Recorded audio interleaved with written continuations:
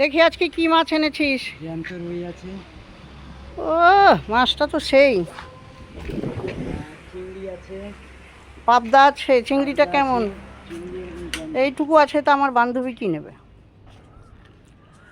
আর দারুণ কিছু নাই? চিংড়ি, পাবদা, চিংড়ি, কাতলা। কই আর কি মাছ বলছিলি আরো? এই পাবদা।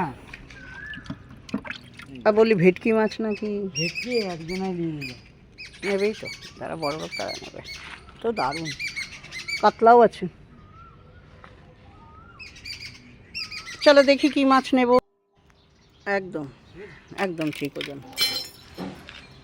1 কেজি চিংড়ি ছাড়ি দিবি? 1 কেজি চিংড়ি এইখানে বা বড় কিন্তু 1000 টাকার মতো না। আজ সকাল থেকে এই দেখো পটল কাটতে বসেছি, দেখেছো? কি করব জানো? পটলের দোরমা করব। দাঁড়াও, আমি একটুখানি কুড়িয়েছি, সবে শুরু করেছি কুড়ানো। এই দেখো, তোমরা কারা কারা ভালোবাসো পটল খেতে? আমার পটল খুব একটা ভালো লাগে না, তাই ভাবছি কি আজকে পটলের দোরমা করব। এই যে কুড়াতে বসলাম।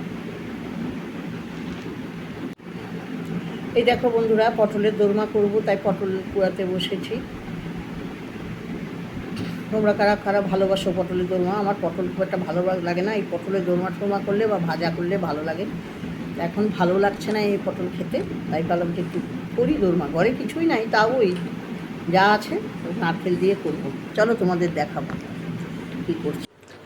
দেখো, আমি মাছগুলো, এই চিংড়ি মাছ এই কটা দুজনে মাছ ভাগ করে নিয়েছি। আমার ভাগে এইটুকু, আমার বান্ধবীর ভাগে ওইটুকু। আর রুই মাছটা নিয়েছি, খুব ফ্রেশ টাটকা মাছ। মাছ দিয়ে দেবো আমি, পটলের দোরমা করবো না। সব ধুয়ে মুছে পরিষ্কার করে রাখলাম। আর পটলটাও পরিষ্কার করে তোমরা দেখেছো কেটে নিয়েছি। আর এখানে আমি পুরগুলো কেটে রেখেছি, বের করে রেখেছি। পটলটা ভাজবো, ভেজে পুর তৈরি করব। কী দিয়ে তৈরি করব, কী করব সেটা তোমরা দেখো। সবাই ভিডিওটা দেখছো, যাদের ভালো লাগলে লাইক কমেন্ট শেয়ার করো। তোমাদের উৎসাহে পারবো অনেক, জানি আমি ভালো এডিটিং পারি না, কিছুই পারি না। এটার মধ্যে ছিল ছানা, কিছুই পারি না। আর একটু নারকেল কোড়ানো, আর পটলের ভিতরে যেগুলো থাকে সেগুলো একটু বাদাম দিয়ে একটুখানি মিক্সিতে পুরো পেস্ট করিনি, অল্প একটু ঘুরিয়ে এটাকে একটু পেঁয়াজ, একটু আদা রসুন কুচো দিয়ে ভেজে নেড়ে একসঙ্গে মাখিয়ে নুন মিষ্টি যেটা দিয়ে দেবে, আমি তো মিষ্টি দিই না, দিয়ে করে নিয়েছি। আর পটলটাকে ভেজে তারপরে পুরগুলো ভরে নিয়েছি। আর একটু পুর বেঁচে গেছে, ওটা রেখে দেবো। এই যে পটল ভাজার তেলের মধ্যেই আমি এবার আলুগুলো দিয়ে দেবো। আলু আমি খাবো না, কিন্তু ওই ছেলেকে দেবো।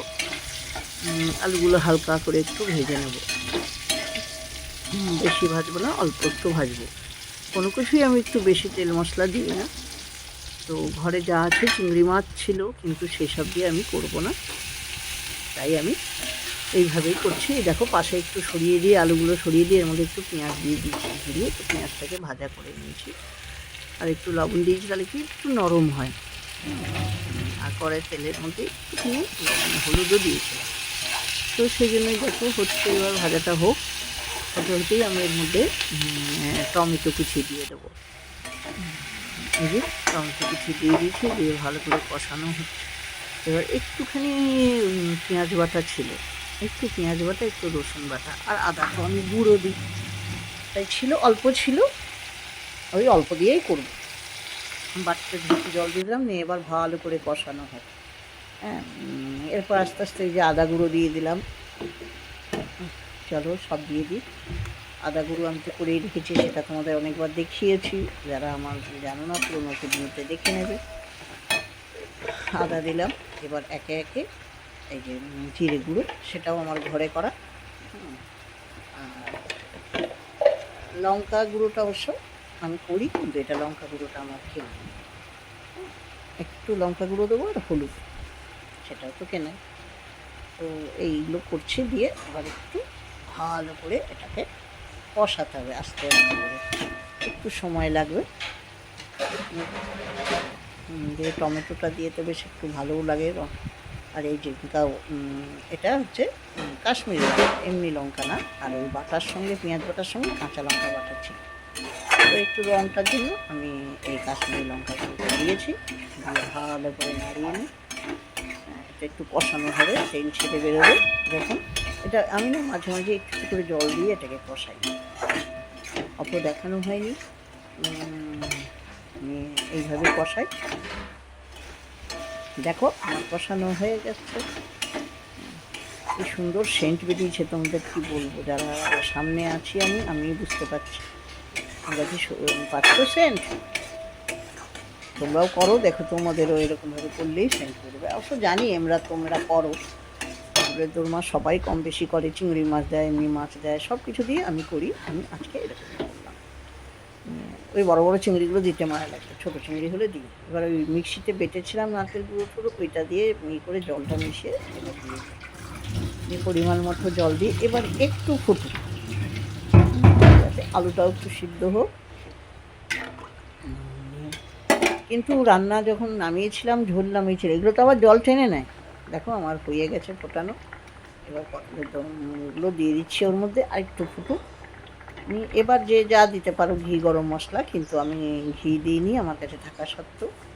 একটু ফোটানোর পর আমি একটুখানি গরম মশলা দিয়ে দেবো। খেতে কিন্তু খুব ভালো লাগে। ঘি দিলে আরেকটু রিচ হয়ে যেত, আর রঙটাও সুন্দর হয়েছে, আর খেতেও খুব সুন্দর হয়েছে। দেখো কতখানি ঝোল, কিন্তু খাওয়ার সময় যেন ঝোলই ছিল না, সব ঝোলটা নিয়েছে। এগুলো এরকমই হয়, এগুলো রান্না করলে একটু বড়া দিয়ে করলে, ধোকার ডালনা ঠালনা করলে না, আমি দেখেছি ঝোলগুলো সব টেনে নেয়। আর একটুখানি সল্ট দিয়ে দিলাম, আমি পরে সল্ট দিতে ভুলে গেছিলাম, ওই প্রথমবারই যা পেঁয়াজ ভাজার সময় দিয়েছি। সল্ট দিয়ে আরেকটু ফুটে যাক, দিয়ে দেখো আমার ঝোলটা মোটামুটি, আলুগুলো মনে হচ্ছে সিদ্ধ হয়ে এসছে। ফুটে গেল, কি সুন্দর লাগছে না? দেখেছো কেমন মেঘ ডাকছে? আমার এটাও হয়ে গেছে। তোমরা কি করে বানাও সেটা জানিও, লাগবে কেন, এটা আবার টেনে যাবে, জানো তো কি ভালো লাগছে খেতে, মানে বন্ধ করে রুটি পরোটা সবতে ঢেলে ভালো লাগে। এই যে আমার হয়ে গেছে, নামানোর আগে একটু গরম মশলা দিয়ে দিয়েছিলাম, আর এটাকে তুলে রাখলাম।